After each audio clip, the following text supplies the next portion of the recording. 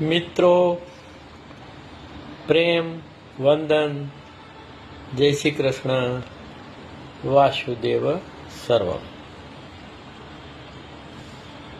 આપણા સૌના જીવનમાં સુખ અને દુઃખનો ફાળો હોય છે. લગભગ મનુષ્યનું જીવન જો આંતરિક રીતે જોવામાં આવે તો વેદના સભર છે. વેદના વ્યક્ત પણ થઈ શકે છે અને અવ્યક્ત પણ થઈ શકે છે. અવ્યક્ત વેદના લગભગ હાજર જ હોય છે. ગીતામાં ભગવાન કૃષ્ણ કહે છે કે શીતોષ્ણ સુખ દુઃખેષુ તથા માનાપમાનયો. તો સુખ દુઃખમાં સમરેવું, માન અપમાનમાં સમરેવું એ ખૂબ જરૂરી છે. પરંતુ અજ્ઞાન, અવિદ્યા અને અહંકારને કારણે આવું આપણે કરી શકતા નથી.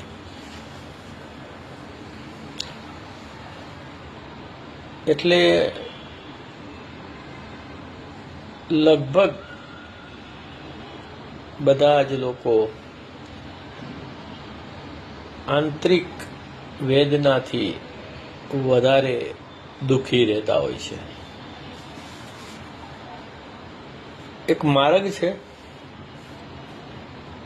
જે વેદનાની સાથે કઈ રીતે ડીલ કરવું એના થોડાક મૂળભૂત સિદ્ધાંતોને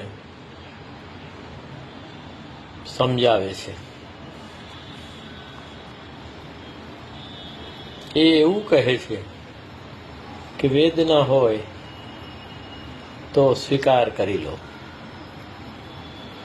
વેદના પસાર થઈ જાય ત્યાં સુધી રાહ જુઓ અને જો તમારામાં તાકાત હોય તો એનું રૂપાંતરણ કરો. આ ત્રણે ત્રણ આત્મસ્મરણની છટાઓ છે.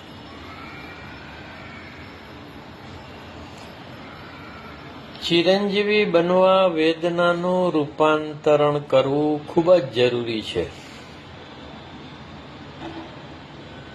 અને ખૂબ જ અગત્યની વાત કે જે વેદના આવી પડી છે એમાંથી પ્રાર્થના કરવી કે હું જલ્દી મુક્ત થઈ જાઉં એ નકારાત્મક ભાવ છે. ખરેખર તો વેદનાના રૂપાંતરણથી સત્ય જાણી શકાય છે. એટલે એ અંત આવે એવી ઈચ્છા કરવી પણ યોગ્ય નથી. એને દૂર ભગાડવાના પ્રયત્નો આ માર્ગની દ્રષ્ટિએ ગાન પણ છે. કારણ તમે જોઈ શકો છો કે નાની નાની વાતમાં આપણે વેદના અનુભવીએ છીએ, ચીડાઈ જઈએ છીએ, દુઃખી થઈએ છીએ. એટલે લગભગ વેદના વાસ્તવિક હોવાને બદલે કાલ્પનિક હોય છે. અને સૌથી મોટી વેદના તો આપણા ગળે જ વળગેલી છે અને એ છે આપણું ન હોવું.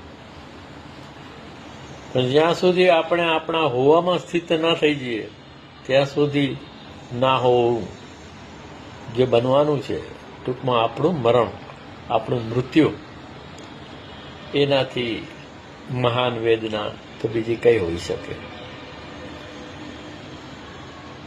નામરૂપનું આકાશમાં વિરમી જવું સુખદ કરી શકો છો, દુઃખદ તો છે જ. વેદનાથી અલિપ્ત રહેવાથી રૂપાંતરણ થઈ શકે. વેદનાને દૂર કરવાના ફાંફા ના મારવા જોઈએ. અને ભવિષ્યના વિચારોથી જે કાલ્પનિક વેદનાઓ ઉત્પન્ન થાય છે એને તો રામ જાણે ઓર તુમ જાનો, મેં ક્યાં જાનું. એટલે લગભગ વેદનાઓ કાલ્પનિક હોય છે. આપણે વિચારોથી ચોળીને મસળીને ઊભી કરીએ છીએ અને એમાં આખા ગુમ થઈ જઈએ છીએ. જો વેદના ખરેખર આવે તો પણ એને મૂંગા મોઢે સહન કરવી અને એનું આત્મસ્મરણ દ્વારા રૂપાંતરણ કરવું એ દૈવી રસ્તો છે. અને કોને દુઃખ નથી મળતું? કોને દુઃખ નથી મળતું? મારક તો કહે છે કે શહેનશાહથી ગુલામ સૌને દુઃખ મળે છે.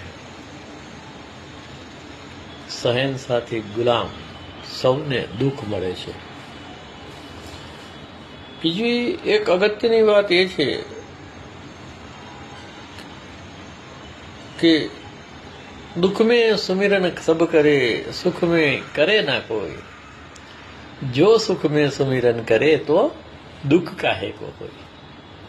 જ્યારે વેદના આવી પડે છે ત્યારે જ આપણે હરે રામ રામ રામ હરે હરે અને હરે કૃષ્ણ કૃષ્ણ કૃષ્ણ હરે હરે, અથવા તો હનુમાન ચાલીસા, અથવા તો જે તે દેવી દેવતાઓ માં તમે માનતા હો એને પોકારો છો, મને આમાંથી છોડાવો.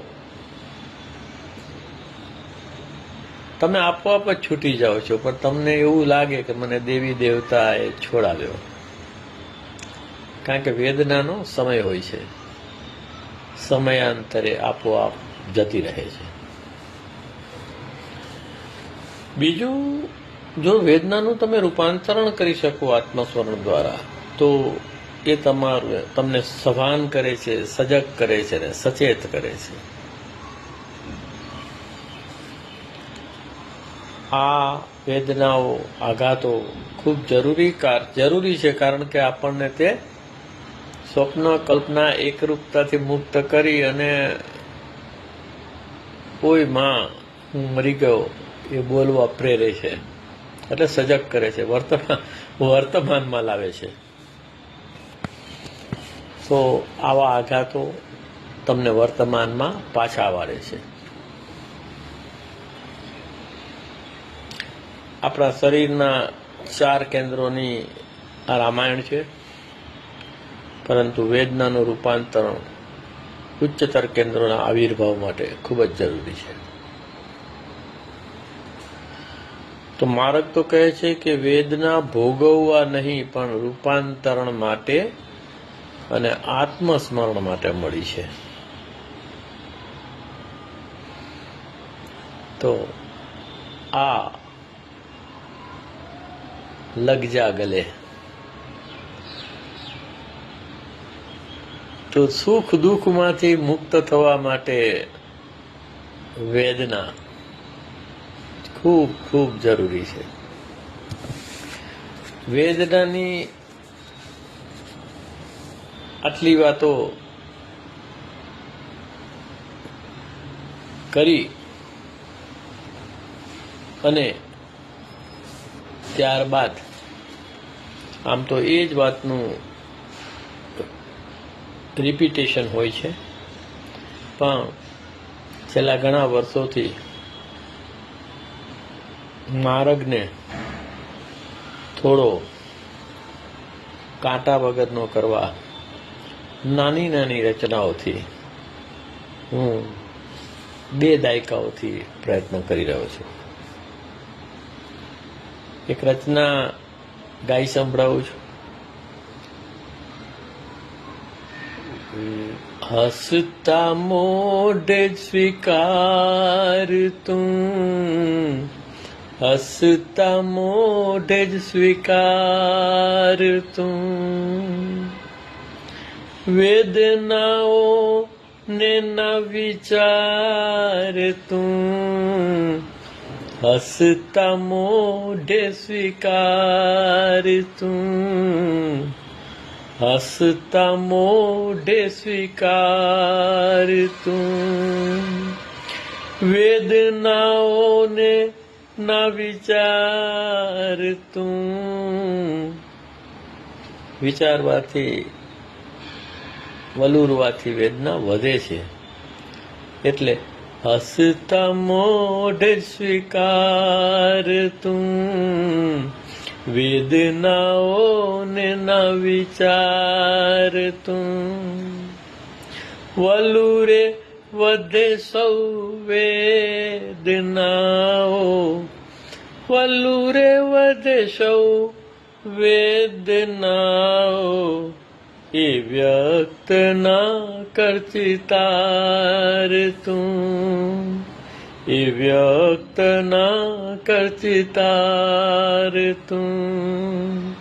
હસતા મોઢે સ્વીકાર તું, વેદનાઓને ન વિચાર.